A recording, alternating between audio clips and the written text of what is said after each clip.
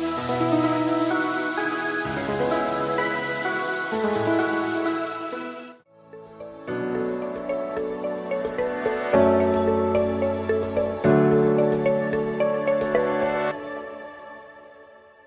jemaat Tuhan, senang sekali boleh berjumpa kembali dalam Renungan Kingdom Devotion hari ini. Saya sudah menyelesaikan surat Rasul Paulus kepada jemaat di Kolose. Saat ini saya akan memulai perjalanan baru, pemahaman firman Tuhan di dalam kitab Rasul Paulus kepada jemaat di Roma. Nah, saudara sekalian, kitab Roma ini sangat panjang, ya. Saya berharap kita bisa menemukan mutiara-mutiara di dalam kitab Roma ini. Ada yang mengatakan bahwa kitab Roma itu seperti cincin permata, dan kitab Roma itu adalah permatanya. Saudara sekalian, apapun apa yang dikatakan orang bahwa setiap Injil Tuhan, setiap firman Tuhan, setiap ayat ada permata dari Tuhan buat kita semuanya. Saya berharap dan saya sendiri menginginkan bahwa saya akan dibangkitkan, dikuatkan iman saya ketika kita boleh membahas kitab Roma ini. Saudara, Rasul Paulus tidak pernah ke Roma. Dia menuliskan kitab Roma ini kepada jemaat di sana untuk memperkenalkan Injil, untuk seperti surat mendahului kedatangannya. Dia ingin datang ke Roma suatu hari nanti. Dia rindu untuk berkomunikasi dengan jemaat yang sudah ada di sana.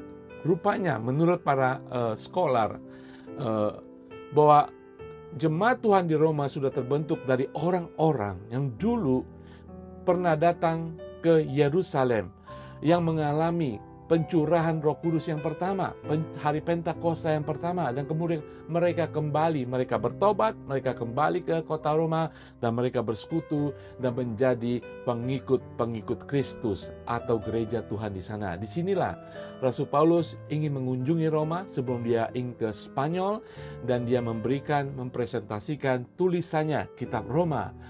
Yang ingin diberikan adalah arti Injil yang sudah dilayaninya selama 25 tahun di Asia Kecil. Dia mendirikan gereja, dia menulis surat-surat yang lain, dan dia memahami kehidupan jemaat gereja mula-mula. Di sinilah kitab Roma ditulis untuk jemaat di sana. Saudara, saya ingin memulai di dalam Roma 1 ayat 1. Dari Paulus, hamba Kristus Yesus yang dipanggil menjadi rasul dan dikuduskan untuk memberitakan Injil Allah. Dalam pembukaan ayat pertama suratnya kepada jemaat di Roma, Rasul Paulus ingin menyampaikan 3 hal. Dia ingin mengatakan siapa dia saat ini. Dia adalah orang yang sudah berserah kepada Tuhan, hamba Yesus Kristus. Dia adalah milik Tuhan saat ini. Dia ingin mengatakan, ini aku menulis surat ini, saya mengatakan diri saya adalah milik Tuhan. Saya tunduk kepada Tuhan Yesus Kristus. Dan kemudian dia mengatakan bahwa saya sudah ditunjuk menjadi rasul. Ini menunjukkan seperti tanda petik jabatannya. Dia memiliki kualitas atau otoritas sebagai rasul yang ditunjuk langsung oleh Yesus Kristus. Dan kemudian kita tahu bahwa segala sesuatu yang dijelaskan ini untuk menunjukkan apa tujuannya menulis surat ini, apa tujuannya daripada hidupnya, yaitu bahwa dia sudah dikuduskan. Dikuduskan artinya dipisahkan. Dipisahkan untuk apa? Untuk memberitakan Injil Tuhan. Saudara sekalian, kita semua mungkin bukan rasul, mungkin bukan pendeta, tetapi kita semua sudah dikuduskan, artinya dipisahkan untuk Tuhan berikan tugas untuk kita masing-masing sesuai dengan kehendak Tuhan, karunia Tuhan.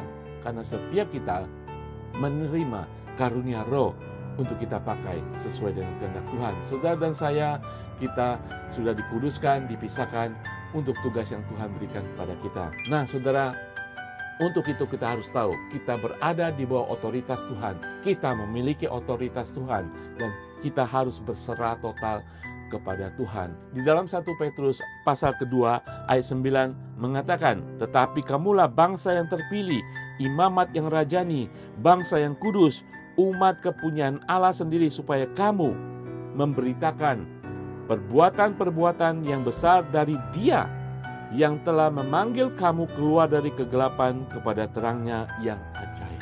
Saudara dipanggil, dikuduskan, dipisahkan menjadi umat kepunyaan kerajaan Allah, untuk memberitakan Injil Tuhan dimanapun saudara berada.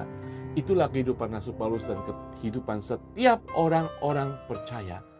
Saudara, mari kita mengingatkan diri kita sendiri bahwa saya bukan orang Kristen, orang percaya yang pasif, yang diam-diam saja. Saudara dipanggil, saudara dipisahkan, dikuduskan, punya otoritas, kuasa untuk memberitakan Injil. Dan saya percaya ketika kita memiliki pengertian itu, siapa diri saya saat ini, kuasa Tuhan akan mengikuti setiap apa yang saudara lakukan ketika saudara berserah kepada otoritas Yesus Kristus. Mari kita berdoa. Bapa di surga, kami belajar hari ini satu ayat Tuhan, mengingatkan kami siapa kami, untuk apa kami, dan kemana kami harus pergi untuk memberitakan Injil bagi semua orang di dalam kuasa Yesus Kristus. Mampukan kami, kuatkan kami, bawa langkah kaki kami di dalam nama Tuhan Yesus. Haleluya. Amin. Saudara bisa karena saudara memiliki Yesus Kristus. Tuhan Yesus berkati.